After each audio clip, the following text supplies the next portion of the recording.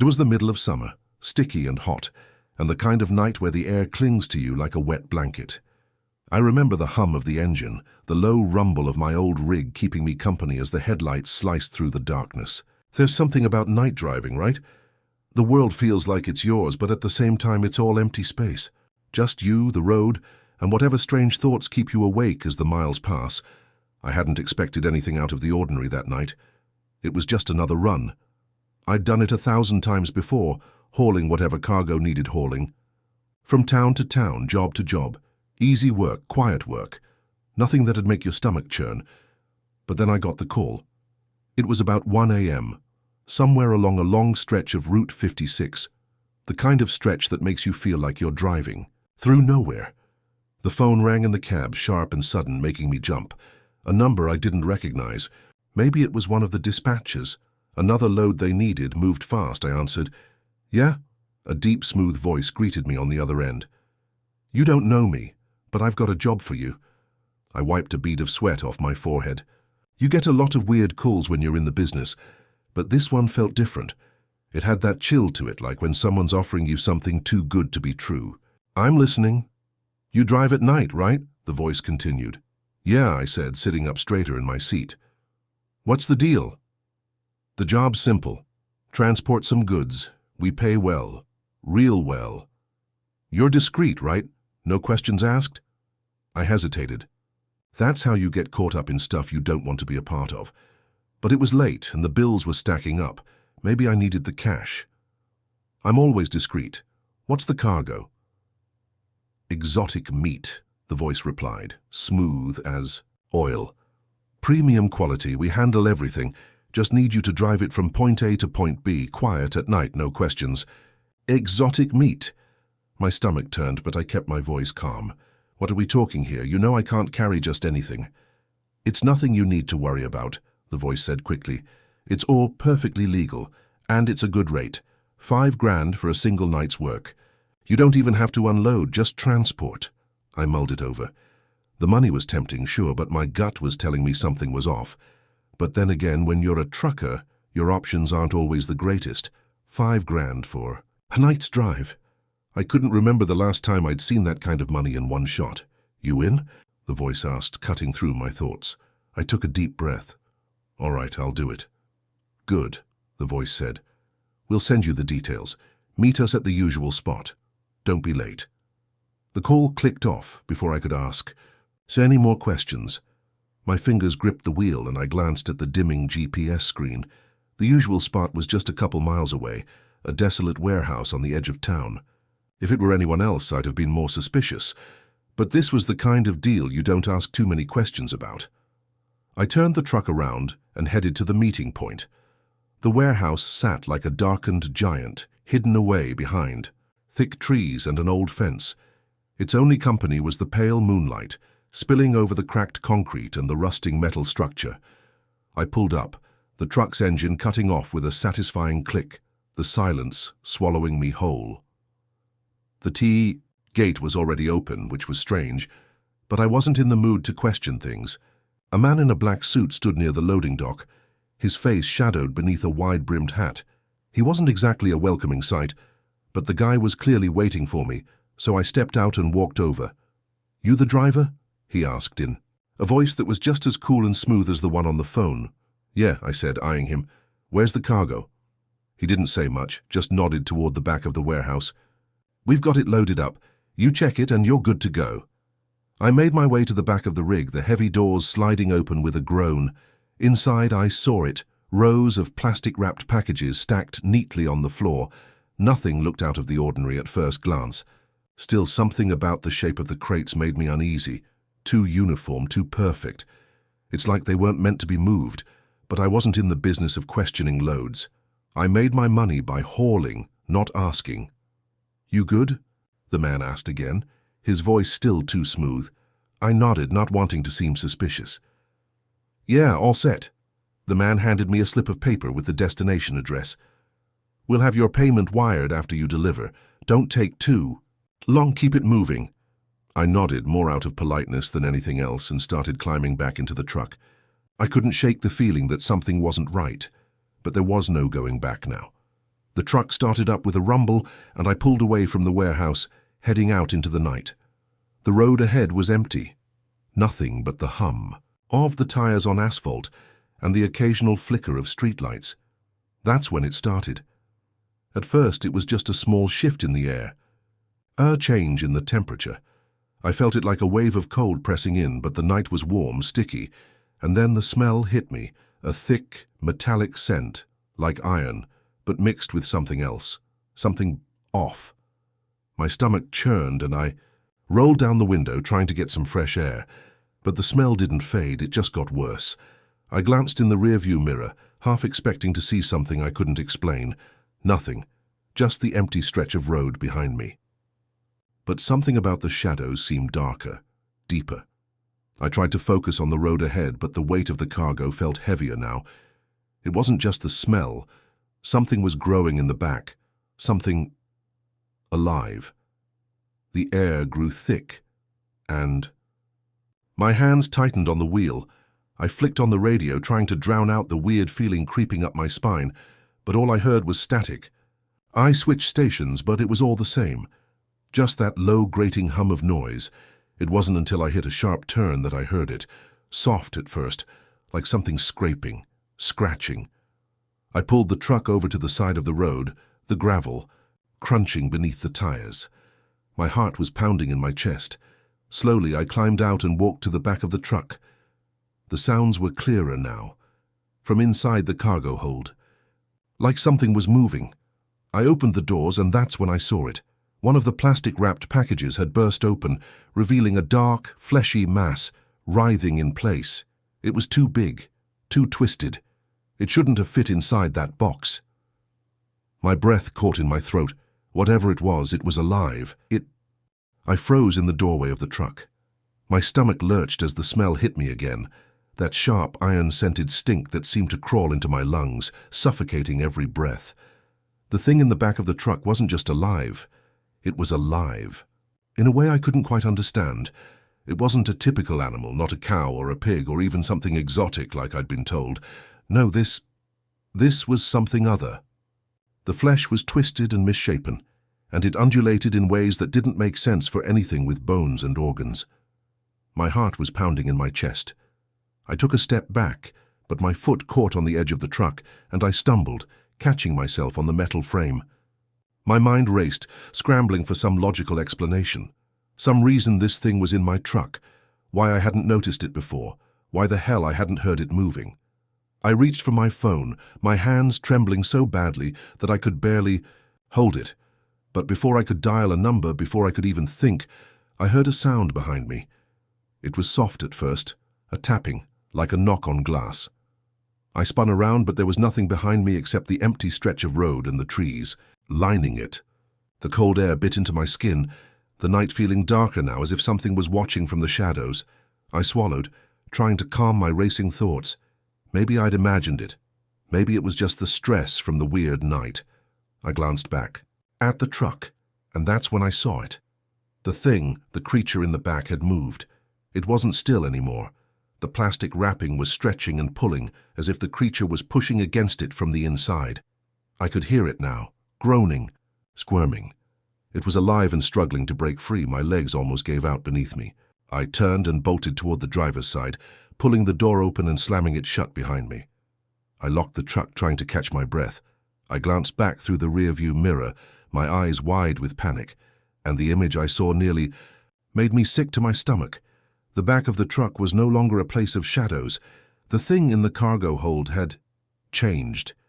I could see the outline of its form now, twisted and contorted, yet somehow still moving, its shape folding and shifting. In the dim light, I didn't want to look. Hell, I didn't want to be anywhere near that thing.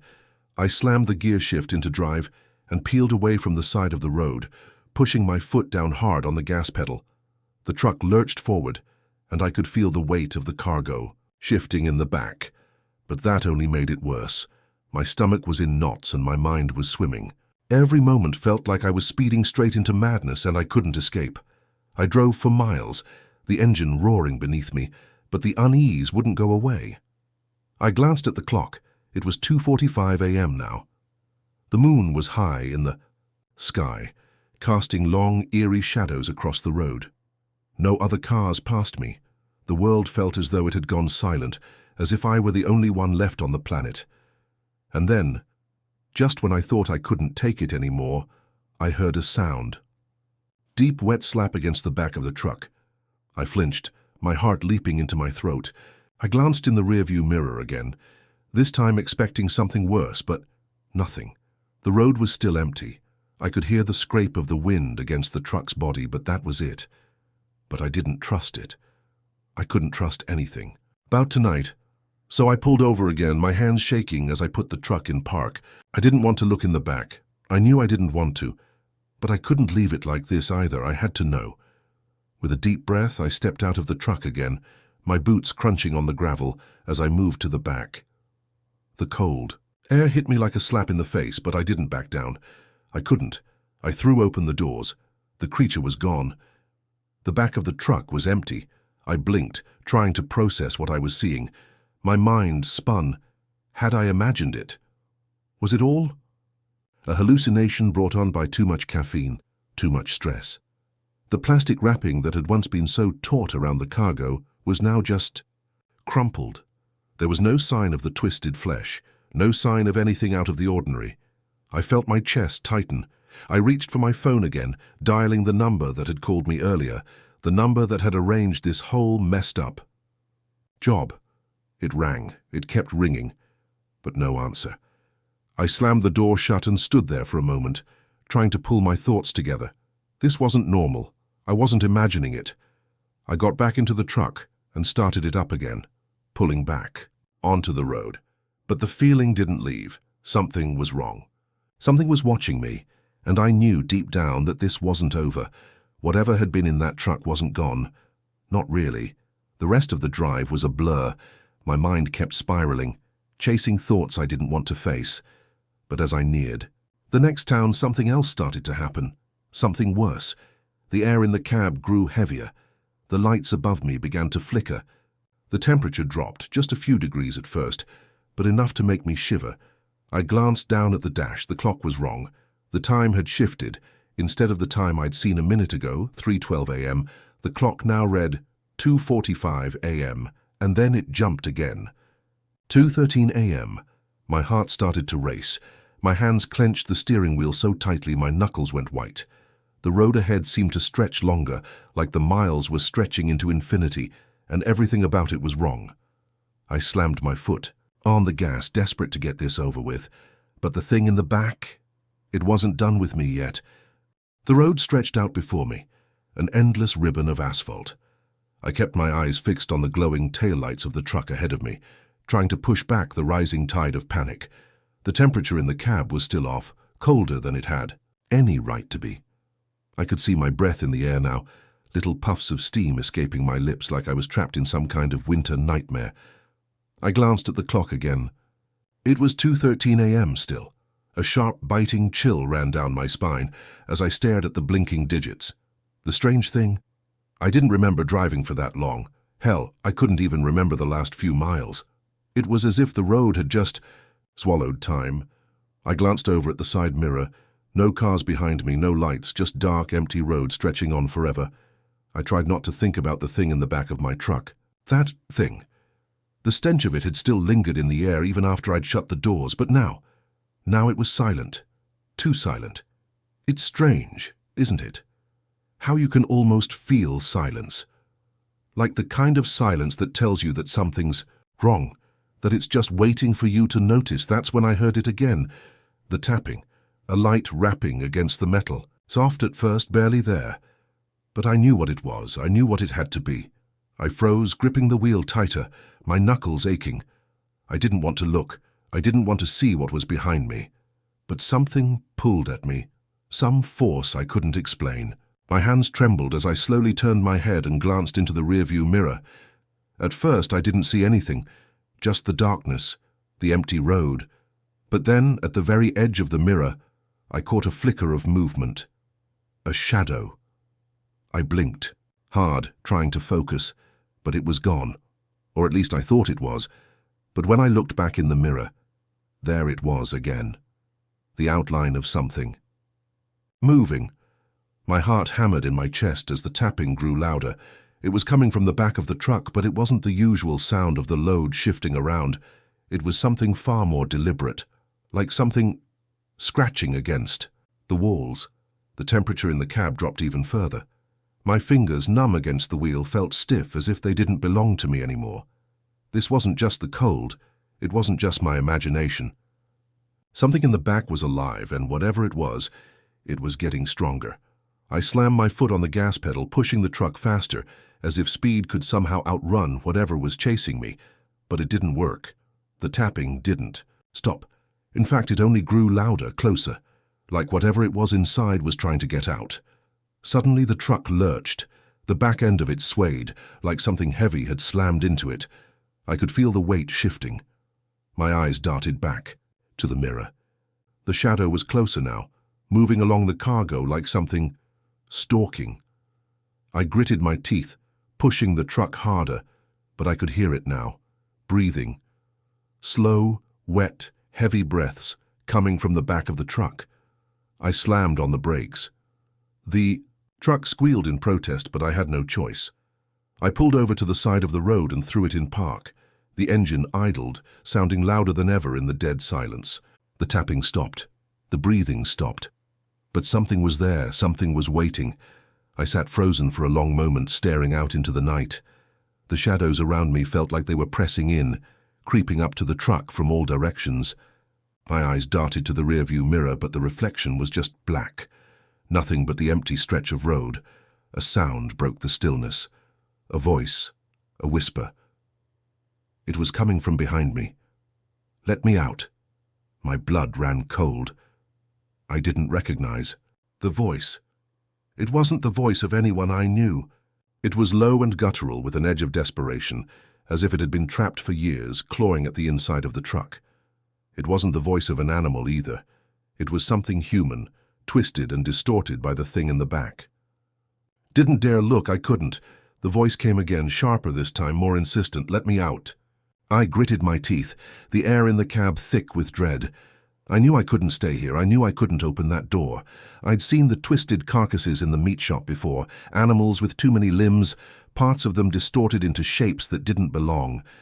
But this was something else, something that didn't just belong to the world of the living. I slammed the truck back into gear, my heart racing as I tore off down the road again, the engine screaming beneath me. The voice didn't stop. It followed me like a shadow, echoing, in my ears, growing louder with each mile. Let me out. The road was long, but the voice was infinite. As I sped through the night, I finally realized something that made my blood run colder than any chill in the air. The voice wasn't just asking to get out, it was begging me to join it. The truck roared down the endless stretch of road, the tires eating up miles like a hungry beast. But no matter how fast I went, that voice stayed with me. It echoed in my head. It clawed at my sanity. The harder I pushed the pedal, the closer. It seemed to get. I couldn't outrun it. It was inside my head now, in my thoughts, in my skin. Let me out. I slammed my hand on the steering wheel, trying to force the words from my mind. I wasn't going to let this thing break me. I wasn't going to be that guy, the one who lets fear get the best of him. I just needed to get to the next drop-off point, finish the damn job. I glanced at the clock. 3:45 a.m. The night had no end. The darkness had no depth. It was just an endless void, punctuated only by the dim glow of my headlights and the hum of the engine. The road was still empty, still quiet. I rubbed my eyes. I needed rest. I needed to stop. But my gut told me, no, screamed at me, that stopping was a bad idea. The thing in the back wasn't done with me yet. I had no idea what would happen if I opened that door. The voice hadn't stopped either. It had quieted a little, but it was still there, still calling me. The low whisper was starting to sound more like a chant, like a prayer that wouldn't stop. "Let me out. Let me out." I shook my head and glanced in the rearview mirror again. I half expected to see something, anything back there, but it was just the same black void, stretching out into the horizon, the shadow of my truck dragging behind me like a spectre. A flash of light caught my eye in the mirror. For a second, I thought I'd imagined it, But then the light flashed again, flickering like a broken bulb. It came from behind me in the direction of the truck. A thin beam of light cut through the darkness, blinding for a moment, and then it was gone. I slammed on the brakes. The truck skidded to a stop, and I barely managed to keep control, my heart racing in my chest. The voice stopped too. But now, the silence was worse than the whisper. It was too still, too quiet. The only sound was the soft thrum of the engine cooling and the faint hiss of the brakes. I didn't move, I didn't dare look back. But my curiosity, that sickening need to understand what was happening, pushed me. Slowly, I turned the wheel and reversed the truck, rolling it back in the direction of the light. The road stretched on, empty and abandoned. No sign of life, just the blackness swallowing everything. And then I saw it. A truck, parked on the side of the road, tail lights flickering, just like mine. I couldn't explain why, but I felt a chill creeping up my spine. The hairs on the back of my neck stood up as I slowly pulled up beside it. The truck was old, rusty, like something that hadn't been driven in years. The paint was peeling off, the windows cracked, the wheels sunken deep into the dirt. I stared at it, my hands tightening on the wheel. The voice in my head had stopped, but the silence left an uncomfortable tension in the air. I waited for a few seconds, letting the engine idle, but nothing happened. Then, out of nowhere, a loud bang followed by a scratch. A hard scraping sound. It was coming from inside the truck. I froze. A breath caught in my throat. That wasn't the sound of metal grinding against metal. It wasn't the sound of a vehicle breaking down. It was the sound of something crawling. Something inside was moving. I couldn't take it anymore. I threw the door open and jumped out of the truck, landing hard on the dirt. I slammed the door behind me and ran toward the other truck. The night swallowed me whole as I moved closer. My heart was pounding in my chest, my breathing sharp and ragged. Every step I took felt like I was walking deeper into the dark maw of some unholy place. The truck loomed ahead, an ominous silhouette against the moonlight. The side door was slightly ajar. I could feel something inside, something alive. I could feel it staring at me, watching me. Before I knew it, I was standing in front of the truck, staring down at the metal door. My hand reached out, trembling, as if drawn by some unseen force. I gripped the door handle, and I pulled. The door swung open with a creak, revealing a scene that I'll never forget. The interior was covered in a thick, almost gelatinous mass of writhing, living meat. The walls were coated with thick, blood-red streaks, and I could see what looked like human shapes, twisted and warped, shaking and jerking under the fleshy layers. I couldn't breathe. I couldn't look away. And then something moved. A figure, human, pushed its way out from the mass of meat. At first I thought it was a man covered in blood. But as it pulled itself free, I saw the truth. It wasn't a man. It was something that had been a man once. Its face was covered in boils and blisters, its eyes clouded over, and it reached for me with gnarled, blackened fingers. "Let me out," it rasped, the same voice from before, but now it was distorted, twisted, as though it had been rotting for years. I stepped back, my body frozen in terror. My mind screamed at me to run, to get away, but my legs wouldn't move. The thing reached out, its hand nearly brushing my face, and just as it did, boom. The sound of an explosion shattered the air. I whirled around, the force of the blast knocking me to the ground. I rolled to my feet, stumbling, gasping for air. My heart raced as I looked back at the truck. It was gone. The thing, gone. The road was empty. I was alone again, except I wasn't. There was something else in the air, a presence, a pressure, something that felt like it was closing in on me.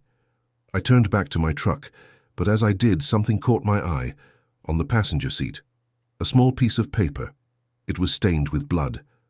I reached inside, pulled it out, and unfolded it slowly. It was a receipt, a transaction. It read, "One more delivery, tonight. Price, your soul." I stared at the receipt in my trembling hands. It seemed to pulse with a life of its own, the bloodstains creeping across the paper as though they were still fresh, still wet. My mind raced, trying to make sense of it, but I couldn't. My heart thudded painfully in my chest. Every instinct screamed at me to drive away, to leave this nightmare behind. But the road ahead, it felt like a trap.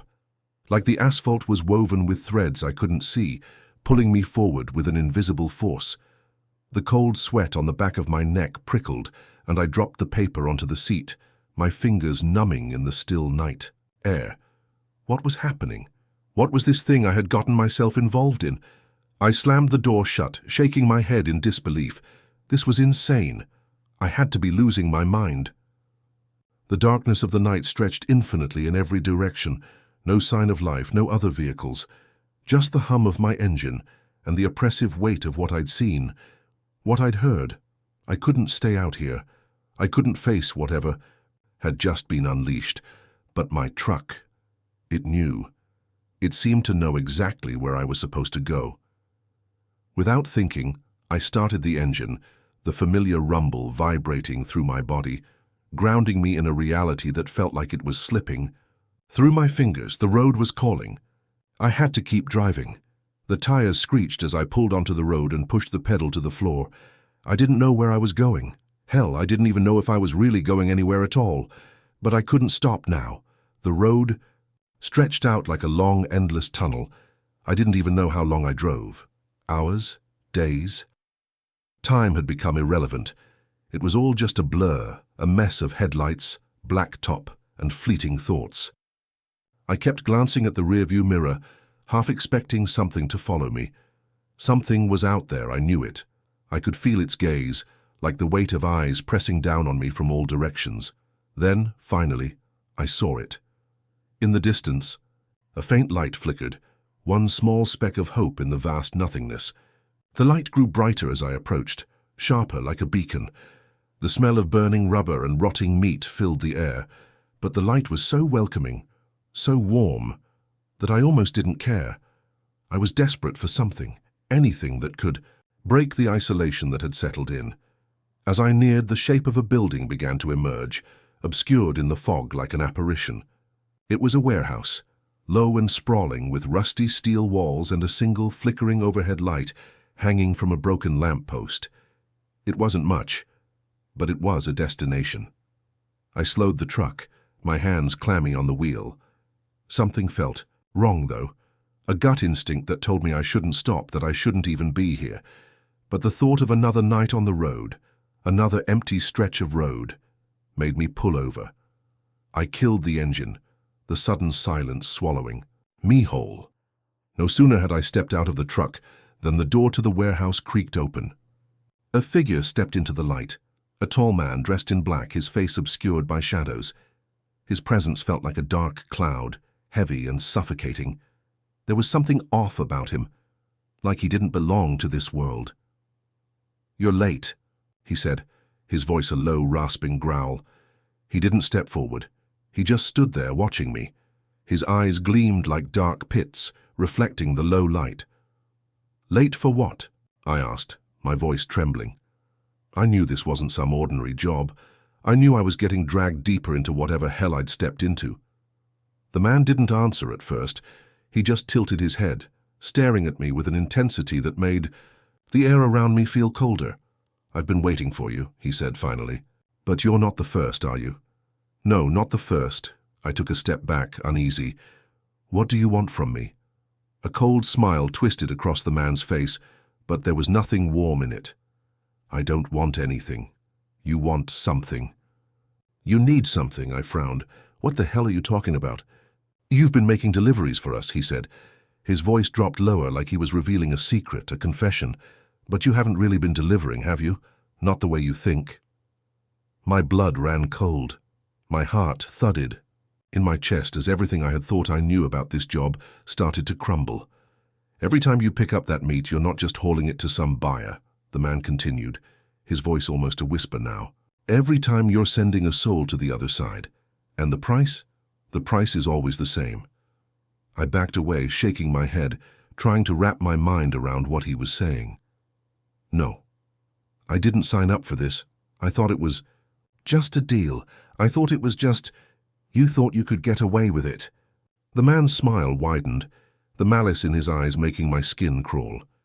"You were never supposed to get away with it. It's all been building to this. You're the delivery now." I looked over my shoulder.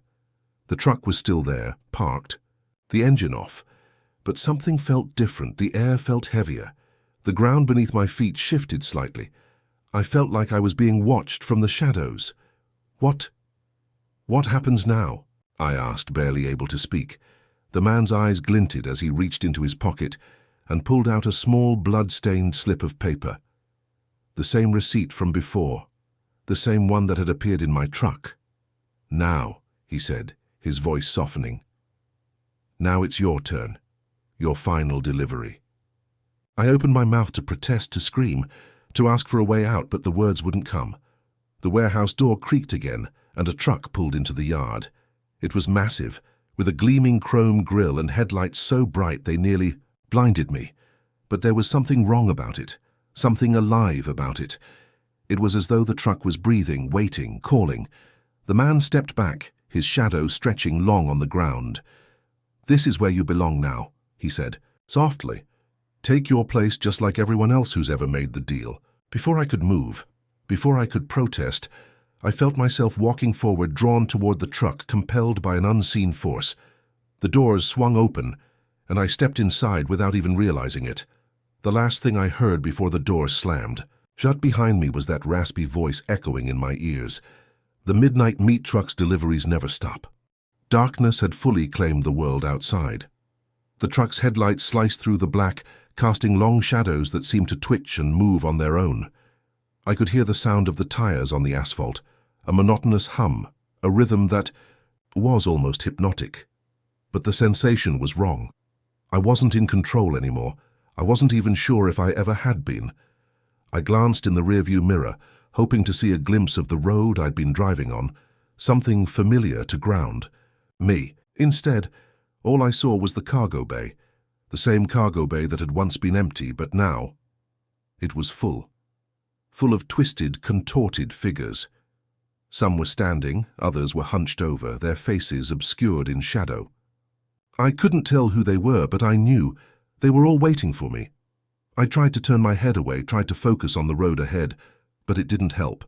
I could feel their eyes on me, even though I didn't dare look back at them directly. Something about their presence, their stillness, felt wrong. It wasn't just the physical weight of them, it was something deeper, something in the air itself. A pressure, suffocating, crawling under my skin. My hands gripped the steering wheel, so tightly my knuckles went white. My heart was pounding in my chest, thudding against my ribs like a drum, as if trying to beat its way out. But no matter how hard I tried to focus, no matter how much I willed myself to forget the horrors of the past nights, I couldn't. The truth had become undeniable. I was just like them. I was part of the convoy now, her vessel for souls, a transporter of the lost. The thought was suffocating. I could still hear the man's voice, the one who had appeared in the warehouse, the figure in the hood, the one who had shown me everything. His words echoed in my mind. "You thought you were just transporting goods, that it was all a simple, easy job, but now you're part of the collection. You're part of the meat now." The thought clawed at me. The air inside the cab seemed to thicken, heavy and damp. The truck swerved slightly, though I didn't remember turning the wheel. I blinked rapidly, my eyes stinging with fatigue, trying to clear the haze in my brain. That's when I noticed it, my reflection in the side mirror. But it wasn't my reflection. Not exactly. It was me, but wrong. My face was pale, unnaturally. And my eyes. My eyes were wide, wild, almost feral. There was something else there too, something ancient and terrible, lurking beneath the surface, like I was staring into a mirror that was showing me a version of myself that hadn't yet arrived. A version that was long dead, that had been lost to whatever had been keeping me here. A crash of metal against metal jolted me back to reality, and I saw the road again, straight, endless, stretching out before me. But it didn't feel like a road anymore.